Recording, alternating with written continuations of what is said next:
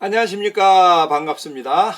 북한 개방방송의 오픈호 선교사입니다. 저는 사람들이 북한에 대하여 마음을 여는 도구가 되고 싶습니다. 그래서 이름을 오픈호라고 하고 있습니다. 남북 통일보다는 먼저 북한이 개방되어야 합니다. 북한이 개방되어야만이 남북 모두가 잘 살 수 있게 된다고 믿는 사람입니다. 북한 개방 없는 통일은 남북 모두에게 큰 재앙이 됩니다. 북한이 개방되는 것을 하루속히 보고 싶습니다. 북한의 개방은 핵을 포기하여야만이 가능할 것 같습니다. 미국은 과연 북한의 핵을 포기시킬 수 있을까요? 많은 북한의 전문가들은 북한은 결코 핵을 포기하지 않을 것이라고 하는 것입니다. 북한에서 살아보았고 북한을 잘 알고 있는 탈북자 대다수는 북한이 핵을 절대 포기하지 않을 것이라고 이야기들을 합니다. 북한이 핵을 포기하면 아무것도 없습니다. 이것을 비유로 말하자면 인질범이 칼과 수류탄이 있는데 수류탄을 포기시키는 것과 같습니다. 핵을 포기하는 것은 수류탄을 포기하는 것이나 마찬가지입니다. 칼은 남아있지만 그것은 아무것도 아니기 때문입니다.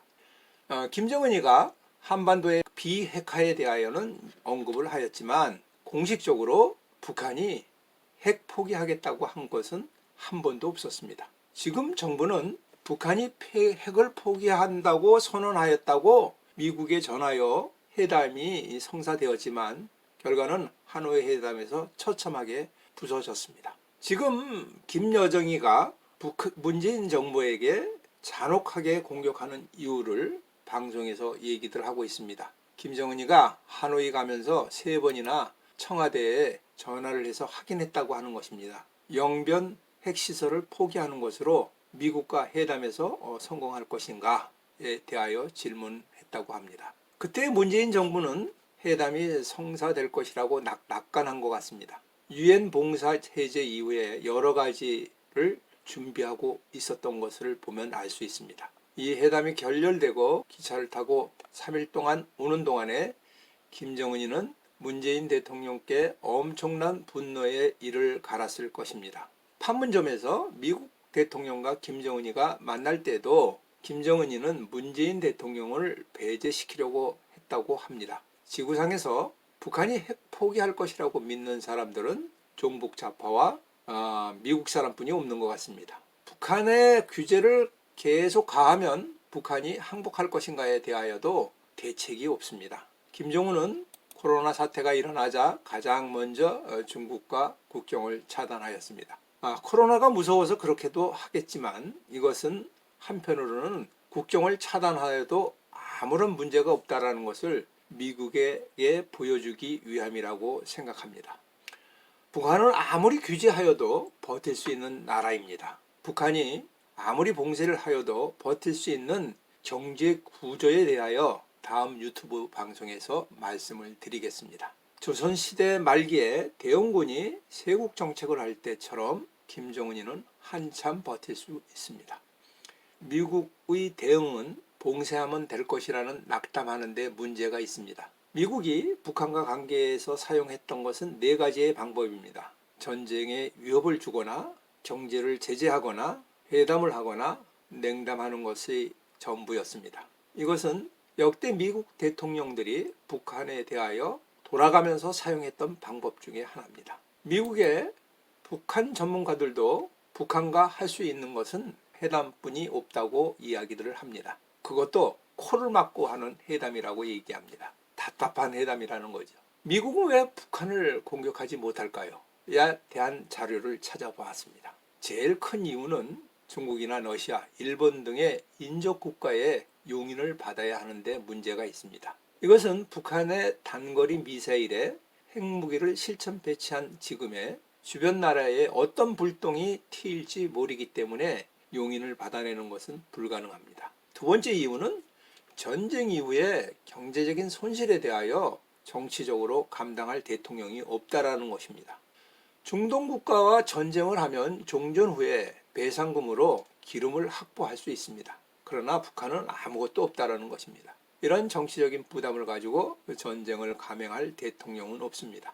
트럼프 대통령이 즉흥적이고 충동적으로 전쟁을 감행할지 모른다고 생각하지만 트럼프 대통령처럼 계산이 빠르고 자신의 이익만을 생각하는 사람은 절대로 전쟁을 할 수가 없습니다. 경제 제재도 통하지 않고 전쟁의 위험도 통하지 않는다 그러면 앞으로는 어떻게 되겠습니까? 성경 사무엘상 17장 47절의 말씀을 읽어드리겠습니다. 여호와의 구원하심이 칼과 창에 있지 아니함을 이 무리로 알게 하리라. 전쟁은 여호와께 속한 것인즉 그가 너희를 우리 손에 붙이시리라. 이 말씀은 소년 다윗이 브레셋의 거인 골리앗과 마주 대하여 싸움을 시작할 때 담대하게 외친 말씀입니다. 어떠한 형태의 전쟁이라도 하나님의 허락 없이 시작되거나 진행되는 전쟁은 없다라는 것입니다. 그리고 그 결과까지도 하나님의 손안에 있다라는 것입니다. 전쟁의 원인은 두 가지가 있습니다. 탐욕에 의한 전쟁과 악을 제거하기 위한 전쟁이 있습니다. 하나님의 의를 위하여 악을 제거하기 위한 전쟁을 두려워해서는 안 됩니다. 이런 전쟁은 하나님께 속한 전쟁이기 때문입니다. 코로나와 홍수로 인하여 경제적으로 타격을 받은 중국이 앞으로 어떻게 될지는 모르겠습니다. 중국이 미국과 무역 전쟁에서 굴복한다 그러면 북한을 돕지 못할 수 있습니다. 그리하면 미국에 굴복하여 김정은이가 항복할 수도 있습니다. 그러나 항복한다고 하여도 핵무기는 절대 포기하지 않으려고 할 것입니다. 지금은 북한이 핵무기를 가졌다고 해서 선제 공격은 하지 못합니다. 왜냐하면 그것은 멸망으로 가는 길이기 때문입니다. 김정은과 김여정이는 함께 있지 않고 김여정에게 많은 고난을 위임한 것은 만일에 미국의 공격을 받아서 둘 중에 한 명이 살아나면 핵으로 보복하려고 하는 것이라고 생각합니다. 김정은이는 핵무기를 사용하는 권한을 동생과 나누었다고 생각합니다. 김정일 시대에 이동할 때는 비슷한 차량들이 6대가 한꺼번에 움직였다고 합니다. 그래서 미 군사 담당자에게 물어봤다고 합니다. 미군은 정보망이 대단하여 어느 차량에 김정일이가 타고 있는 줄 아니까 그 차를 공격하겠죠? 군사 담당자가 답변을 했습니다. 우리는 6대 모두에게 공격을 할 것입니다. 미국의 공격은 김정은, 김여정 지도부를 확실히 제거할 수만 있다면 100군데가 아니라 1000군데라도 공격하는 데 상관이 있겠습니까? 확실히 제거한다면 미국은 전쟁의 위협을 무릅쓰고라도 이렇게 제거 작전을 하지 않겠습니까? 그러나 90% 확신한다고 하여도 미국이 그렇게 할 것 같지는 않습니다.